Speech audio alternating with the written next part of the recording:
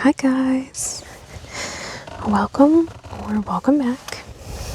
Today we are continuing on in our national park map series, and today I have kind of a quicker one for you. Today we're going to Congaree. So Congaree National Park is a pretty small park, very wilderness, a very big wilderness area, like not so developed, not a whole ton of like roads or hiking trails or anything that go through the park in its entirety. So we'll get to that. So let's start with some of our basics here. So Congaree has no entrance fee. There is no lodging either, but we do have two campgrounds that do require reservations, and that is Longleaf and Bluff campgrounds. For reference from distance, Congaree is located in Harryhampton, Virginia, South Carolina. So sorry. I saw the typo and I saw the A and I said, VA. So for reference, Harryhampton, which is where the visitor center for Congaree is about 35 minutes from Columbia, South Carolina, or about 150 minutes from Savannah, Georgia. So why visit Congaree? Well, you can walk amongst some giants.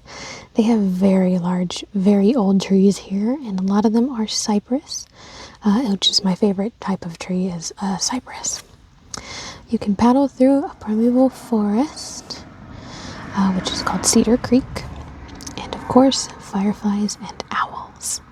Fireflies in the summer, of course.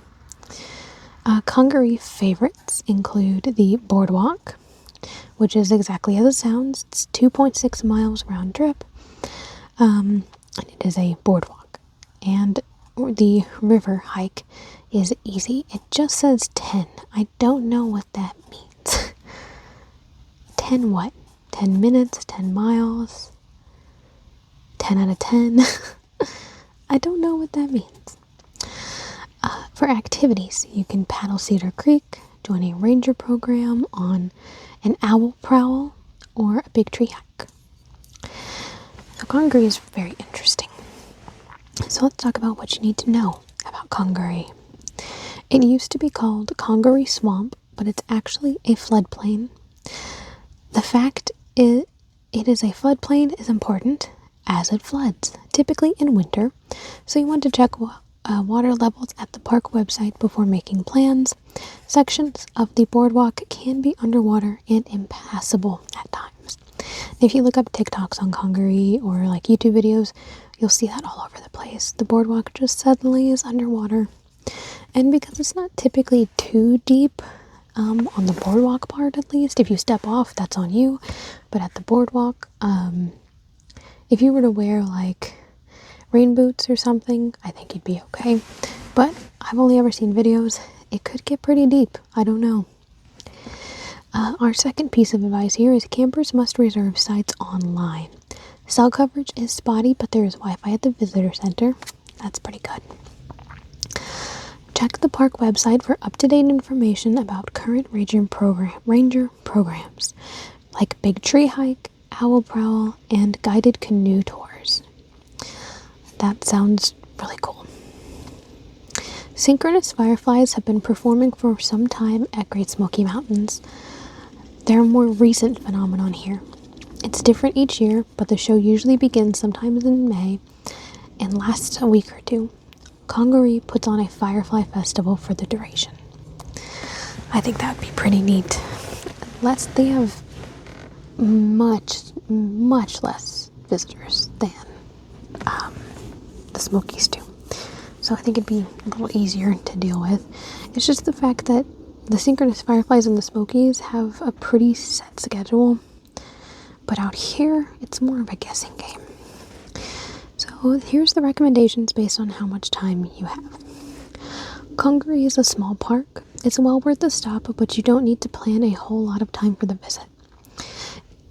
If you're arriving in late May or early June, check to see if the fireflies are in sync.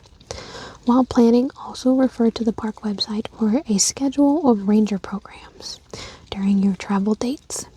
Beyond that, stop in, hike the boardwalk, and continue on river trail if you have the time and energy. Paddling is peaceful too. So let's move on to the map.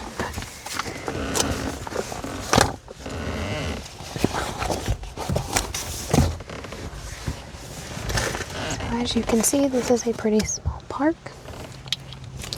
Not nearly as big as some of the other ones we've experienced this series.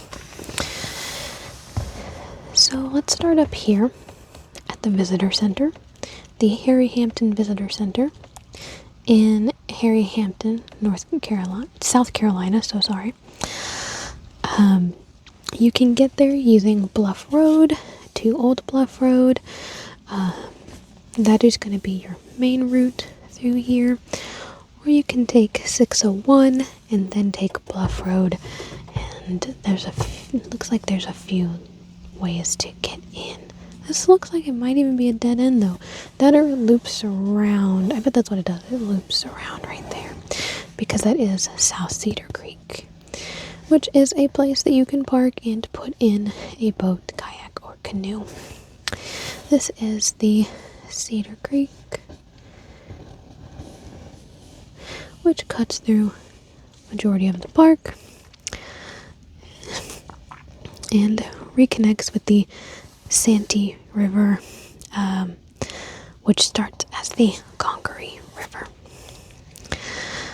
So yeah, over here at the Visitor Center, you can use that National Park Road off of Old Bluff Road to bypass or get to Longleaf Campground and then the Visitor Center. There is a trail near the National Park Road near the Visitor Center called Bluff Trail, and that looks like it takes you out to the Bluff Campground, which is a fully wilderness campground, not maintained, not very primitive. That Bluff Trail does connect to the boardwalk, but you can also start the boardwalk from the Visitor Center. The boardwalk here starts at the Visitor Center and makes it almost a square, just a little lopsided square that loops around and comes back to where it started. So you can probably go either direction. Depends on, of course, any flooding. So, from Bluff Trail or from the Visitor Center, you can access... I hope that's not too loud, I'm so sorry. You can access the Sims Trail, which cuts through the middle of the boardwalk. And looks like it loops back after you reach the Wise Lake Point there. And from there you can continue on to Oak Ridge Trail or River Trail, which takes you all the way out to the Congaree River. Alternatively, if you're on the boardwalk and you take off from the far corner from the Visitor Center, you can also reach the Weston Lake Trail, which also takes you to this side of Cedar Creek, so you can connect to Oak Ridge Trail, or if you want to keep on, you can do King Snake Trail. And this goes somewhat into the park and then reconnects at South Cedar Creek. Looks like a boat ramp. So there's your boat ramp and your parking. So you have access to Cedar Creek, and you can head up into Wise Lake, Weston Lake. Actually, Weston Lake I think might be on its own. It doesn't look like it has a connection to Cedar Creek, but I might be wrong. Further northwest, is Bannister Bridge. Looks like maybe you can access it from the road, from Old Bluff Road, but I might be wrong. Yeah, it's a bit of a small area. So if you follow the Congaree River, which is the south boundary line of the park. Looks like we've got some river mileage listed here. So it looks like the river flows to the west, but I might be wrong. South of the Congaree River, far south of Kingsville and the Norfolk Southern Railroad, is the Congaree Bluffs Heritage Reserve. That'd be very interesting. From there, though, further east, the Congaree River does a little loop-de-loop and then continues on, being the southern border, and it becomes the Santee River.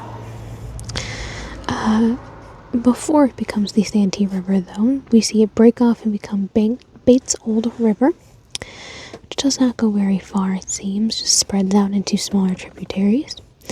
But there is a hiking trail that can take you from, or possibly driving trail, that can take you from Highway 601 to the Congaree River. That might be a shorter hike than trying to get to the river via river trail, but that might be prettier because over here is listed as a non-wilderness area, and I'm not sure what that means in this case. South of the Bates Ferry Trail, however, is the Bates Bridge boat landing. So that is a boat ramp and parking area. So yeah, it's a bit of a small park. I don't have a ton for you today. It's getting quite windy, if you can hear that. I have my windows in my car slightly cracked. Not cracked very much, just a little bit, but it's just enough for you to hear the difference. But alright, I'm gonna get going. I've got some stuff to do. But I hope you enjoyed. I hope you have a good day, night, evening, morning, whatever. And I will see you in the next one. Bye.